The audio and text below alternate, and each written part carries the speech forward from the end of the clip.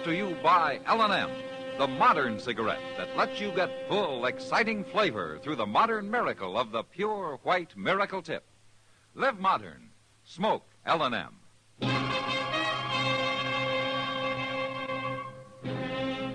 Around Dodge City and in the territory on West, there's just one way to handle the killers and the spoilers, and that's with a U.S. Marshal and the smell of Gunsmoke.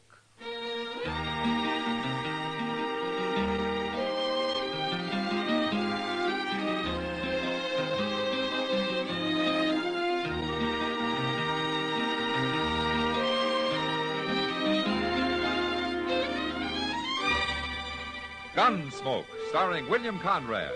The transcribed story of the violence that moved west with young America. And the story of a man who moved with it. I'm that man.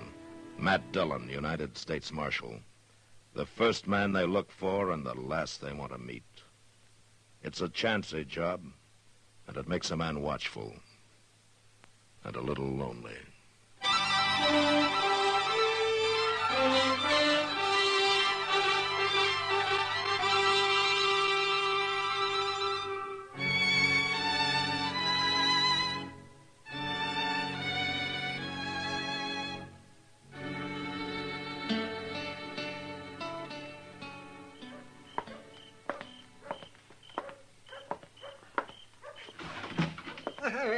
Good evening, Matt. Hello, Doc. I've been waiting for you. I'm all set up. Well, might as well put away that cribbage board. We won't be playing tonight. Oh, why not? Have you found an easier mark? No, but you're going to hightail it up the street once you hear the news. Yeah? Matt, Belle's back. Belle? Belle who? Belle who? Belle Ainsley, that's who. You got a mighty short memory for a man who used to eat dinner out at her place 2 and 3 times a week. Well, she was a good cook, that's all. Besides, that was 3 years ago. Oh, Matt, you know doggone well you... Why don't you forget it, Doc? Is Jess Kreider with her? No, she's come back alone. Well, that's too bad. Too bad? Why? Jess Kreider's no good. That's just why. He was wanted 3 years ago when he left here with her, and he's wanted even more now. Here, take a look at this bulletin from Wichita. Hold up at the Stockman State Bank, wounding 2 bank guards. Santa Fe, 3 counts of highway robbery. Lordsburg, hold up at the Butterfield stage, driver killed. All right, so Jess Kreider's a thieving killer. Everybody knows that. Well, that's why I'd like to see him come back. Mr. Dillon? Yeah, what is it, Chester? Guess who is back, Mr. Dillon? I already know, Chester. Yeah, but that ain't all. Chester, if one more person comes in here and tells me about Belle Ainsley, so help me... You're what, Matt? Belle. She was right outside, I was going to say. Well, come on. Come on, Chester. I'll buy you a beer. Well, Gosh. Well, I'll see you later, Mr. Dillon.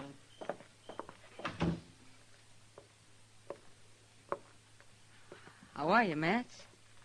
I'm fine, Belle. And you? Oh, a little older. Are you visiting, or are you planning on staying? Well, I'm staying. If the town will let me. What about Jess Kreider? Where is he, Belle? I don't know. And I don't care. I left him in Durango. I'm through with him, Matt. I see. I want to stay here with my father. He's getting old, and my kid sister, Phyllis, well, she's grown into a young woman since I went away. And pretty bitter, I understand, when it comes to you. She'll get over it. Everybody will, if you'll help me, Matt. Help you? 3 months after I left, I came back, if you remember. And I found the good people of Dodge had already tried and condemned me. What could I do but go back to Jess? Well, you chose to run off with him in the first place. Chose. Who knew whether I had? Who bothered to ask? You? Anybody? What are you saying? Matt, I rode out of Dodge, thrown across the back of Jess Kreider's saddle, with a gag in my mouth and my hands tied. Oh. Why didn't you tell somebody that? Who'd have believed it? Yeah, but he didn't keep your hands tied for 3 years, Belle. Matt, a woman has to have somebody. Somebody who wants her. And nobody here did.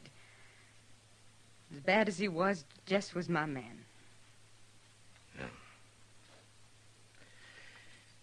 What do you want me to do, Bill? Just tell people, that's all. If you believe me, just tell them how it happened.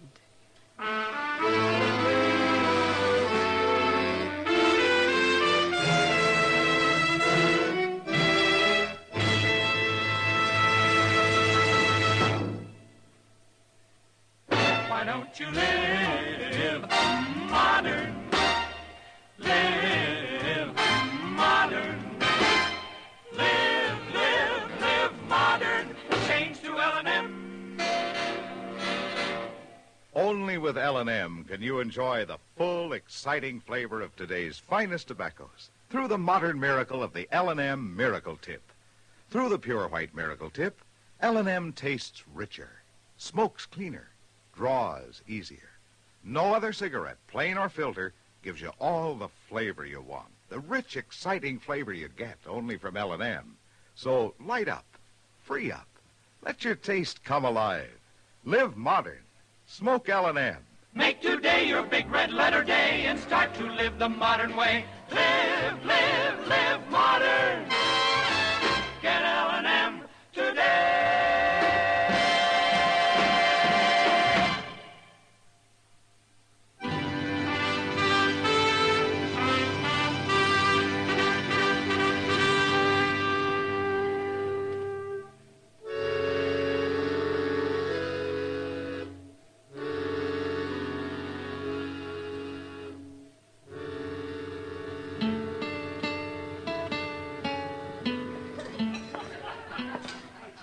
Hello, Matt. Evening, Kitty.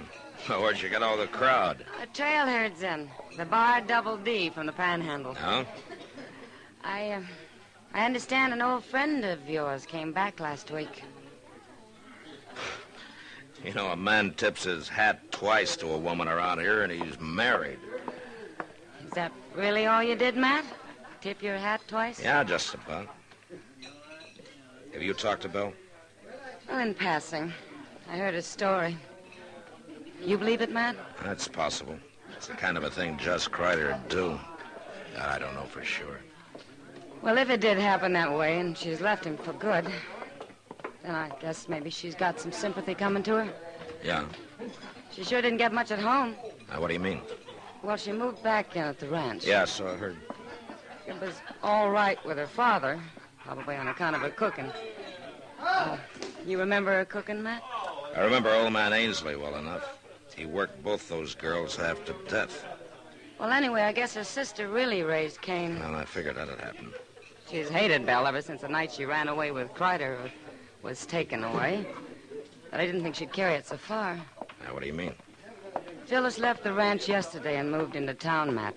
She's got a room over at the Dodge House. What? Uh-huh. A 15-year-old kid living here alone? Yeah, I know. I'll go see her and talk to her, Kitty. But I don't think it'll do any good.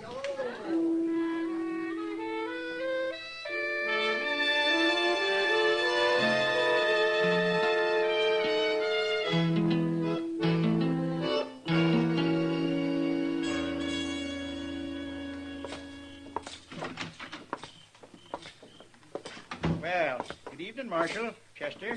How are you, Dovey? Some of my guests been kicking up their heels, have they? Dovey, I understand that the youngest Ainsley girl, Phyllis, took a room here yesterday. Is that right? Yeah, she certainly did. Wanted to get away from that environment, I reckon. I can't say I blame her, Marshal.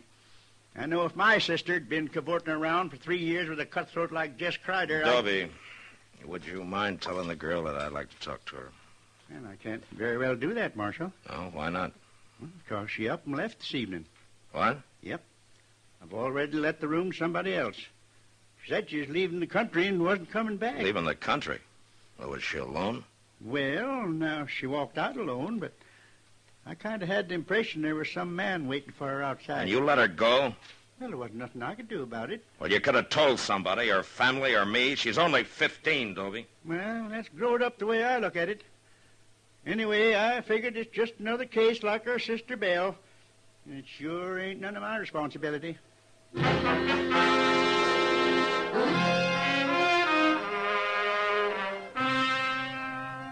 Chester and I saddled up and rode out to the Ainsley Ranch, or a homestead it was, actually. A broken-back spread with a flinty range and short water. When we got there, we sat and talked with Belle and her father, all polite and formal-like, and nobody saying much of what they meant. Chester kept looking at me funny because I didn't mention young Phyllis, but I'd decided against that 2 minutes after we walked in. And I still hadn't said anything when we left. Belle came out into the yard with us. It was nice of you to ride out, Matt and Chester. Well, Nobody else from town's even been near the place. Now, they're slow people to change, Belle. It takes them a while, I guess. They got to get over feeling kind of awkward around you, I guess. Well, it's not only the outsiders who feel awkward around me. Oh? Well, I guess you wondered where Phyllis was. She's moved out, Matt. She took a room in town. Well, she'll get over it. A girl can be pretty flighty at that age. I suppose so. Well, thanks for coming out. Sure. You ready to ride, Chester? yes, sir. We'll see you again, Belle. I hope so. Good night, Matt. Good night, Chester. Good night. Mr. Dillon, you didn't say one word about Phyllis. Wait a minute, Chester. We're going to ride away from here now, but we're coming back later tonight. What? Didn't you notice how they acted? Old man Ainsley was scared to death, and Belle was jumpy as a young colt. Well, I did notice that, but... Belle didn't come back home alone, Chester. Just Kreider's around somewhere.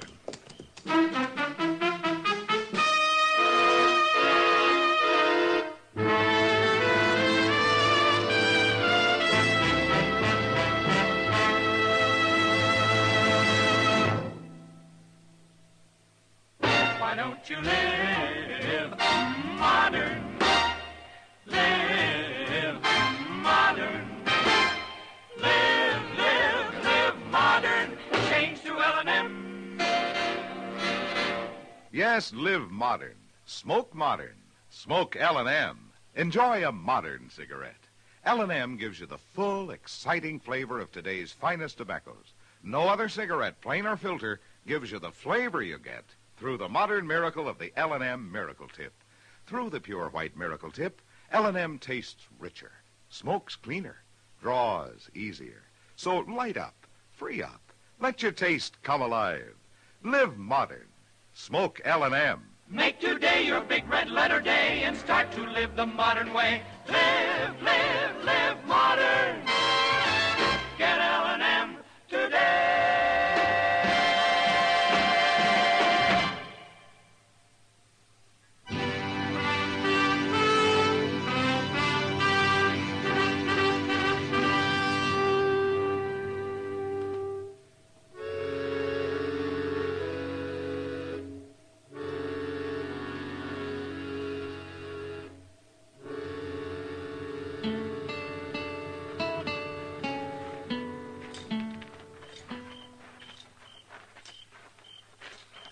You figure Kreider was right there in the house tonight when we was, Mr. Dillon? No, he couldn't have been, Chester. There's no place for him to hide.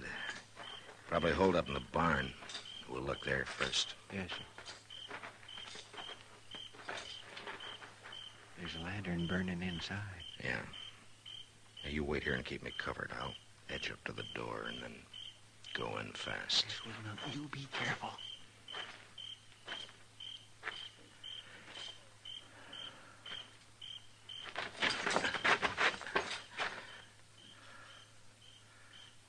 Kreider?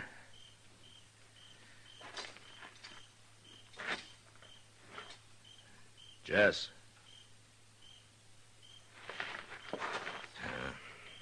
Come on in, Chester.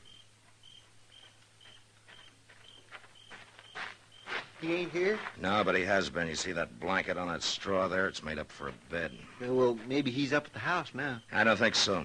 The only horse in here is that old Spavin mare Ainsley uses on the buckboard. Just Kreider'd have the best mount he could lay his hands on. Maybe the two of them got spooked up and made a run for it. Well, maybe, but I don't think so. Get your hands up, Matt. Well, You too, Chester. oh, Jess? Jess? Forget it, Belle. He's too far away by now to hear you. What are you talking about? Well, take a look around. Didn't you have a couple of horses in here? Well, sure we did. Now, don't move. Either one of you. They're gone. Jess! Jess! You might as well save your breath, Belle. He took both saddles and the packs. You know where he went? Well, I can guess. Where? When's the last time you saw him this evening? Just before dark. I brought him out some coffee, and he said he was going to try to sleep.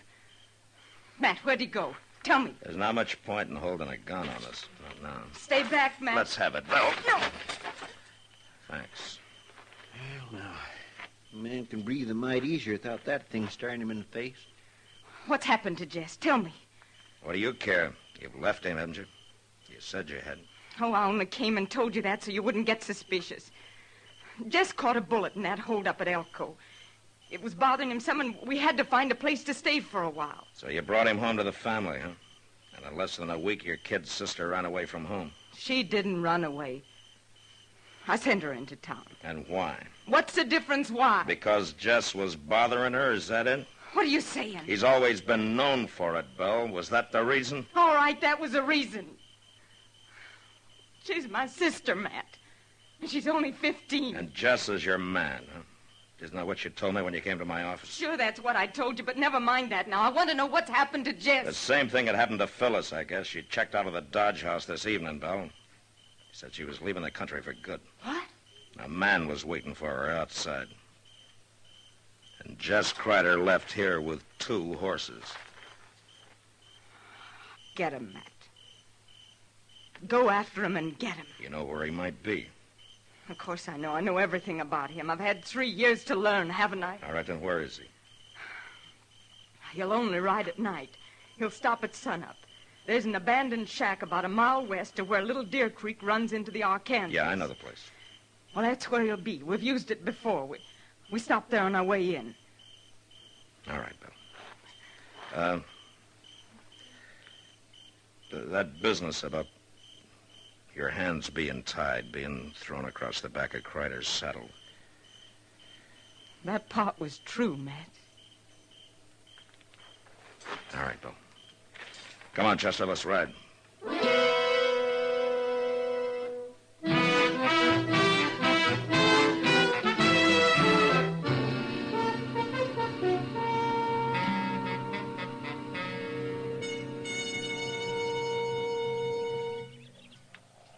Come out of that shack all day, Mr. Dillon. He will, Chester. They just got here. Those horses are still sweating.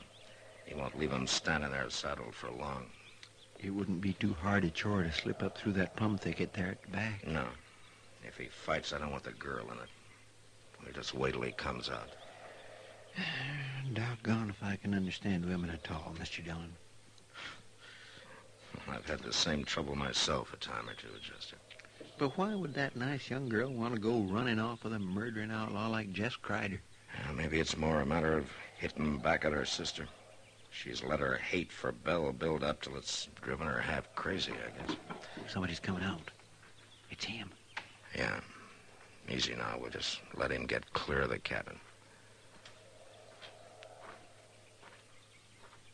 You stay down now. All right, hold it, Kreider. You're under arrest. He's going for his gun. Have it your way.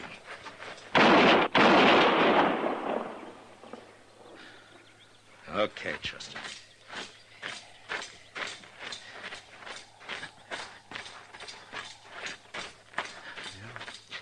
It looks like maybe he got out of hanging. Yeah. You killed him!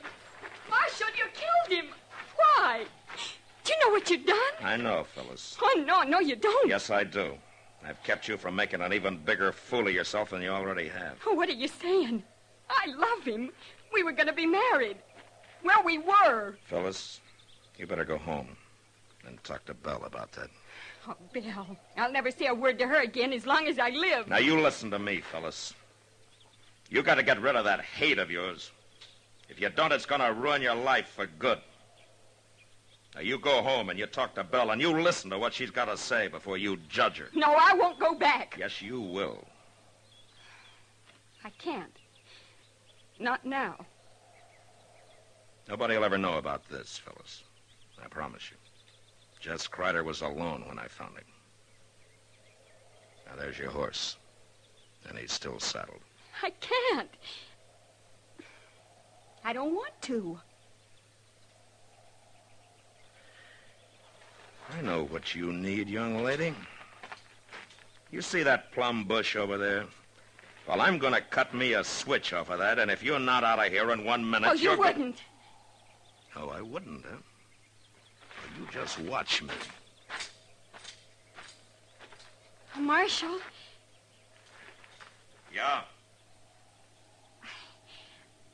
I've been thinking, Marshal. Maybe I'll go home after all.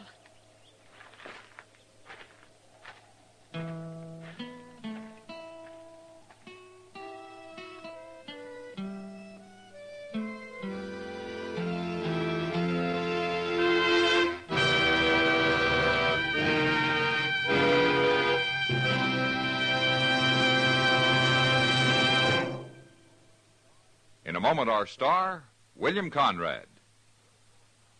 Learn more now, earn more later. That's a motto CBS Radio wishes every college student would paste inside his or her wallet. A lot of those collegiate wallets are a good deal fatter than usual these days, thanks to summertime jobs. And as a result, quite a few young men and women are finding themselves tempted to forget about school this fall and keep on with that job. This isn't such a smart idea as it may seem. It's a plain and simple fact that dropouts from college are less likely to find and keep better-paying jobs. Quit school before you've finished, and you're not only cutting down on your chances for a really good job, you're also throwing away thousands of dollars of possible future income. Finish college, get all the education possible, and your lifetime income is many thousands of dollars higher. America needs well-educated young men and women, and the rewards are sure. So if you're wavering now that school's about to open, don't decide against your future. Go back. And remember, learn more now, earn more later. And now, William Conrad. You know, when men on the frontier were able to prove up some good land, they were usually content. But next week, after building a prosperous ranch, two lifelong friends nearly lose everything, even their lives, because of some side meat and hominy grits. And that was the West. Gunsmoke. Produced and directed by Norman Macdonald, stars William Conrad as Matt Dillon, U.S. Marshal. The script was specially written for Gunsmoke by Les Crutchfield, with editorial supervision by John Meston. The music was composed and conducted by Rex Corey. Sound patterns by Ray Kemper and Bill James. Featured in the cast were Virginia Christine, Ralph Moody, and Sammy Hill. Parley Bear is Chester, Howard McNear is Doc, and Georgia Ellis is Kitty. Join us again next week for another specially transcribed story on Gunsmoke.